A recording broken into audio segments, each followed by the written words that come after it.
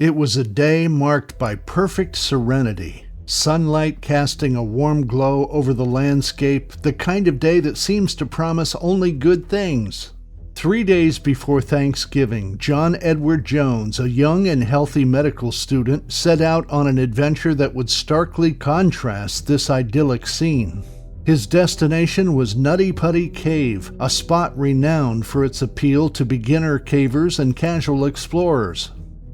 What was intended as a simple, perhaps even mundane outing with his younger brother Josh soon became a dire and harrowing ordeal that no one could have anticipated. The cave, nestled in the tranquil hills of Utah County, seemed like a fitting choice for a pre-holiday exploration. But what should have been a brief jaunt through familiar tunnels spiraled into a nightmare that would captivate and terrify the public for years to come. As we delve into the tragic story of John Edward Jones, we confront a central haunting question. How did a seemingly routine adventure transform into one of the most chilling incidents in modern caving history? What went wrong on that fateful day, and what can we learn from it? In this exploration, we'll peel back the layers of this tragic event, aiming to clarify the details and dispel the myths that have surrounded the Nutty Putty Cave incident. Join us as we uncover the factors that led to this disaster, examining the decisions and circumstances that sealed John's fate in the dark recesses of the cave. Nutty Putty Cave, discovered in 1960 by local spelunker Dale Green, is a fascinating geological wonder nestled in Utah County, Utah. Named for its soft, pliable walls that resemble modeling clay when explored, the cave's unique characteristics make it a magnet for both novice and experienced cave enthusiasts. The name Nutty Putty was coined to reflect the cave's flexible, malleable limestone that can be shaped like putty under certain conditions. The cave stretches approximately 1,500 feet and features a labyrinth of narrow passages and chambers that offer a distinctive caving experience. Its most notable sections include the Big Room, a spacious area that welcomes visitors, and Bob's Push, a tight passage requiring explorers to squeeze through with their stomachs pulled in. Despite its relatively modest size, Nutty Putty Cave is renowned for its challenging, constricted passages that demand careful navigation. Ownership and management of Nutty Putty Cave have evolved over time. Initially, it was managed by private landowners who allowed limited access. However, as the cave's popularity grew, concerns about safety and preservation led to increased regulation. By the early 2000s, the cave was under the jurisdiction of the Bureau of Land Management, BLM, which implemented various safety measures to protect both the cave and its explorers. Before the tragic events of 2009, Nutty Putty Cave had a history of rescues and safety incidents. The cave had been the site of several challenging rescue operations, highlighting its potential dangers. For instance, in 2004, a notable incident involved a 16-year-old who became trapped in the corkscrew section, necessitating a dramatic rescue effort that lasted 14 hours. These incidents underscored the cave's hazardous nature, leading to increased scrutiny and safety measures designed to mitigate risks. The cave's popular features include the Big Slide, a steep, exhilarating descent, and the Maze, a complete network of narrow tunnels. These attractions, while exciting, also present considerable challenges. The tight passages, such as the Birth Canal and the Aorta Crawl, are particularly treacherous. The latter requires navigating a passage so narrow that it demands extreme physical contortion and skill.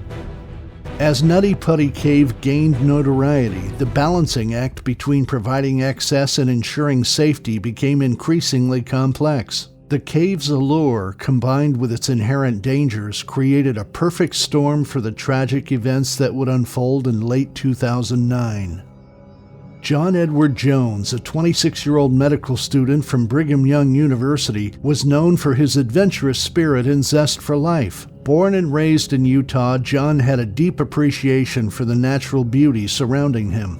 His childhood was marked by frequent explorations of the state's diverse landscapes, including various caves. John's fascination with caving began early, nurtured by family trips and local excursions that instilled in him a love for underground exploration. Despite his extensive experience with caving, John was far from a seasoned spelunker. His experience was mostly limited to well-traveled caves and safe excursions. Yet, his natural curiosity and desire for adventure led him to seek out new challenges, including less-known and more complex cave systems. This sense of adventure, combined with his academic rigor as a medical student, painted John as someone who was both intellectually curious and physically daring.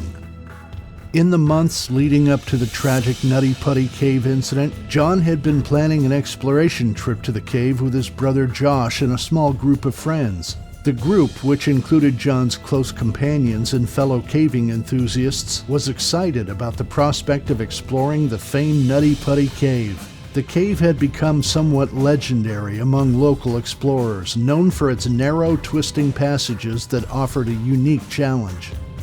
Preparations for the trip were thorough but not overly cautious. John and Josh meticulously checked their gear, ensuring they had the necessary equipment such as headlamps, harnesses, and ropes. They were aware of the cave's reputation and had planned their visit with the intention of navigating some of its more manageable sections.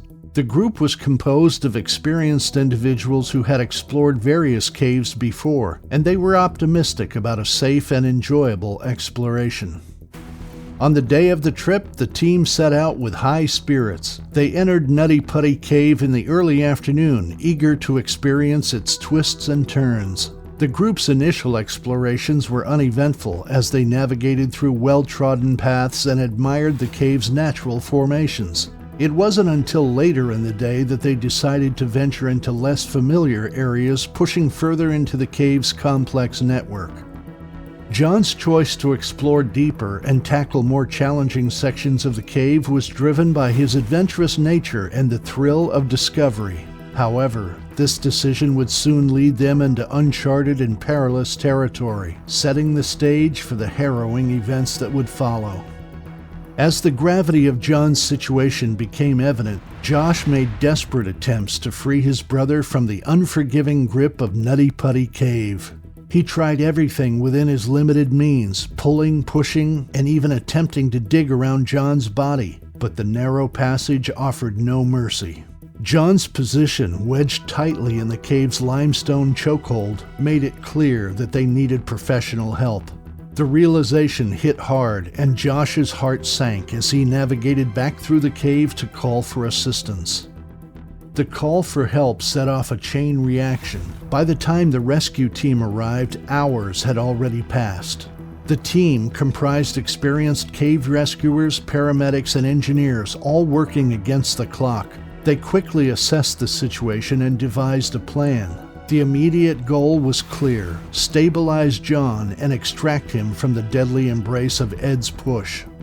The professional rescue efforts began with setting up a communication line to keep John's spirits up and to relay vital information. They managed to rig a wired telecom system to allow John to speak with his wife, Emily, in an effort to provide some comfort amidst the chaos. The emotional exchange underscored the human element of the tragedy, adding urgency to the rescue efforts. Hey, we all thought he'd be out by now. Are they worried? Are they starting to get a little bit worried about all this? However, the technical and physical difficulties of the extraction soon became apparent. The cave's tight spaces and sharp angles made maneuvering equipment nearly impossible. The rescuers faced a harrowing task: extracting a 200-pound man from a 10-inch wide crevice. They employed a pulley system, meticulously rigging it to distribute the force evenly and prevent further injury to John. 8 rescuers worked in unison, their movements synchronized in a desperate ballet of life and death. Ryan Schertz, one of the rescuers, positioned himself close to John to assist with the initial pull. As they began to tug, John's screams of excruciating pain filled the cave. His legs, completely blue with no pulse, indicated severe nerve damage and lack of circulation. The rescuers had to pause frequently to allow John brief moments of respite, inching him out bit by bit. The process was agonizingly slow, testing the endurance and resolve of everyone involved. Despite their best efforts, significant setbacks plagued the rescue operation. The narrowness of the passage caused John's feet to hit the ceiling, further complicating the extraction. The rescuers faced the grim reality that John's legs, numb and lifeless, would not bend easily. Discussions about breaking John's legs ensued, but medical experts on site warned that such an action could induce shock and potentially lead to cardiac arrest. The risk was too great. Amidst these challenges, a sudden disaster struck.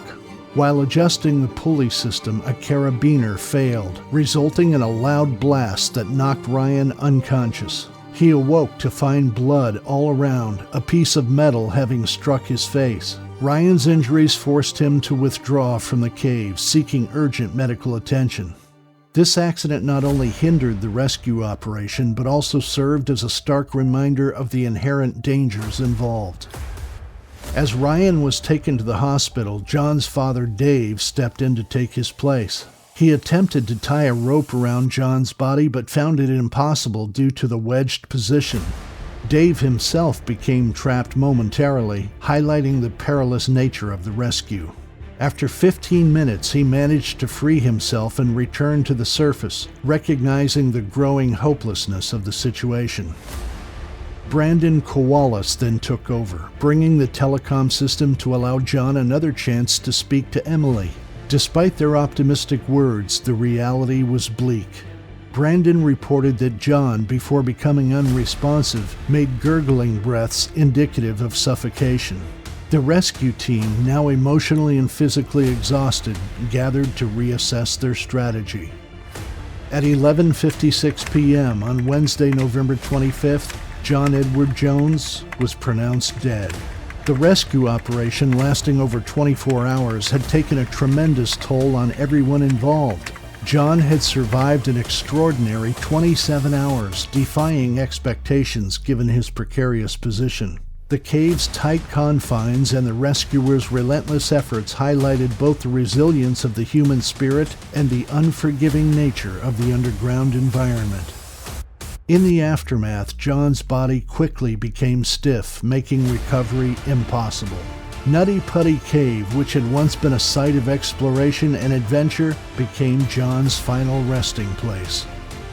In the wake of this tragic incident, the authorities took swift action to ensure that no one else would suffer a similar fate. The decision was made to permanently close Nutty Putty Cave. First, the entrance to the section known as Ed's Push was sealed, preventing any immediate access to John's body. Then, in a more comprehensive measure, the entire cave system was filled with concrete, effectively entombing John within the cave that had claimed his life. A commemorative plaque was installed at the site, serving as a somber reminder of the tragedy and as a tribute to John Edward Jones. The inscription on the plaque honors his memory and the bravery of those who tried to save him, ensuring that his story would not be forgotten. John's death had a profound impact on the caving community and beyond. It brought to light the inherent dangers of cave exploration and underscored the need for rigorous safety measures. The incident sparked a re-evaluation of safety protocols and rescue preparedness within the caving world. Many caves introduced stricter guidelines and more comprehensive training for explorers. Public awareness about the risks associated with caving was heightened, leading to a greater appreciation for the skill and caution required to navigate such treacherous environments. John's tragic experience serves as a cautionary tale, reminding adventurers of the fine line between exploration and peril. While the caving community mourned the loss of a fellow explorer, they also used this tragedy as a catalyst for change, striving to prevent future accidents and honor John's legacy through improved safety and awareness. In reflecting on John Edward Jones' tragic story, we honor his memory by recognizing the importance of safety in exploration and the enduring human spirit in the face of adversity. To stay updated on more compelling narratives, subscribe to our channel.